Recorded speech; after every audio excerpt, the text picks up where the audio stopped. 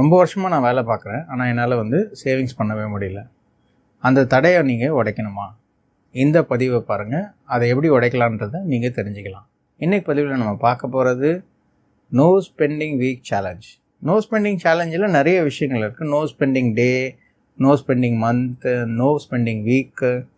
ஆனால் பார்த்திங்கன்னா நிறைய பேர் சொல்கிறதுல பார்த்திங்கன்னா ரொம்ப நல்ல மெத்தட் அப்படின்னு சொல்லும் பொழுது இந்த நோ ஸ்பெண்டிங் வீக் ரொம்ப நல்லாயிருக்கும். நீங்கள் சேவிங்ஸ் பண்ணுறதுக்கு அது ரொம்ப ஹெல்ப்ஃபுல்லாக இருக்கும். நோ ஸ்பெண்டிங் வீக்னா சிம்பிளாக புரிஞ்சிக்க வேண்டியது என்னென்னா, செலவே செய்யாத வாரம்னு நீங்கள் புரிஞ்சுக்கணும். இந்த நோ ஸ்பெண்டிங் வீக்கை நீங்கள் ஃபாலோ பண்ணுறதுனால உங்களுக்கு என்னெல்லாம் பெனிஃபிட்ஸ் கிடைக்கும் அப்படின்னு பார்த்தீங்கன்னா, ஃபஸ்ட்டு நீங்கள் இதை ஈஸியாக நீங்கள் புரிஞ்சிக்க முடியும். ஒரு வாரத்தில் நான் ஸ்பெண்ட் பண்ணாமல் இருக்க போகிறேன், அதனால் 7 நாள் அப்படின்றத ஈஸியாக ஞாபகம் வச்சுக்கலாம்.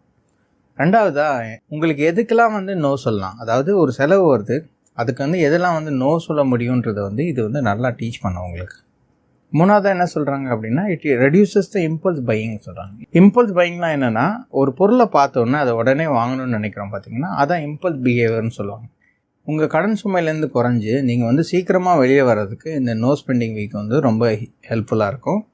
அது மட்டும் இல்லை, அஞ்சாவதாக என்னென்னா, உங்கள் சேவிங்ஸ் நல்லா டெவலப் ஆகும். அந்த சேவிங்ஸ் டெவலப் ஆகிறதுக்கு இந்த நோ ஸ்பெண்டிங் வீக் ஒரு ஃபஸ்ட் ஸ்டெப்பாக உங்களுக்கு இருக்கும். நன்றி, வணக்கம். உங்கள் நண்பன் எஸ் திருமணிகண்ணன், வனவலாலோசகர்.